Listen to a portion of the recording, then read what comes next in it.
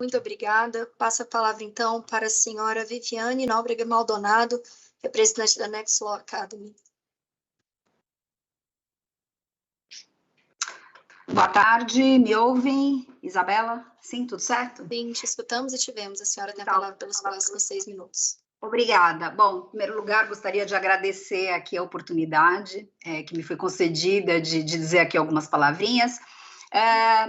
Primeiro ponto que eu gostaria de trazer é a razão pela qual nós estamos aqui, né? Na verdade, existe um comando legislativo lá no artigo 53 de que, no que se refere à questão específica da regulamentação das multas, há a necessidade de consulta pública. E, aliás, a própria LGPD define que para a edição de atos normativos haja a necessidade da consulta e da audiência pública. Então, na verdade, essa audiência, apesar dela ser maravilhosa, ela, na realidade, é efetivamente um comando de ordem legal. E o que é que se define lá no artigo 53, no que se refere vamos dizer assim, a essa delegação do legislador no que tange à atuação da autoridade em nível administrativo? Ela determina que a autoridade deverá especificar critérios. E o ponto da minha colocação hoje aqui a respeito da minuta é especificamente a respeito de um aspecto que, na minha opinião, vamos dizer, alargou o sentido que está contido na própria LGPD. Como todos vocês devem saber, as questões relativas à hermenêutica, né, à interpretação da lei, devem sempre ser validadas no processo de normatização, ou seja, aquilo que deriva da lei tem que manter, vamos dizer assim, um paralelismo, uma coerência com o intuito do legislador. E gostemos ou não do texto legislativo, é ele, então, que predomina sobre todas as decisões, ou deverá predominar sobre todas as decisões. E o ponto que eu trago à atenção na perspectiva dessa minuta é o seguinte: no artigo 52, o que é que tem lá no artigo 52? Já muitas pessoas falaram aqui. Há o elenco justamente das sanções e, evidentemente, neste elenco estão lá duas sanções de caráter pecuniário, a multa simples e a multa diária.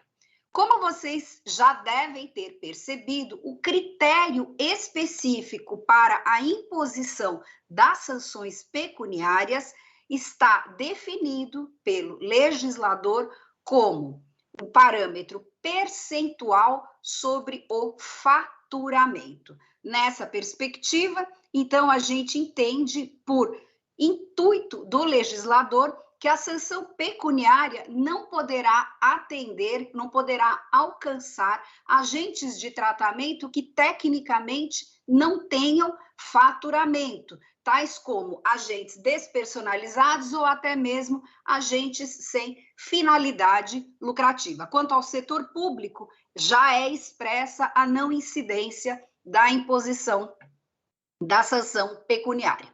E o que chama a atenção é justamente o artigo 12 da minuta. Por qual razão? Em razão do fato de que ela estabelece 3 critérios para a imposição da sanção e ela ressalva basicamente o seguinte, que no caso em que a pessoa física e a pessoa jurídica sem faturamento sejam ali os agentes de tratamento sobre os quais haverá a consideração, que então será utilizado outro critério, na verdade, outros critérios, grau de dano e infração grau de infração específico conforme classificação, que, aliás, veio trazida também na minuta.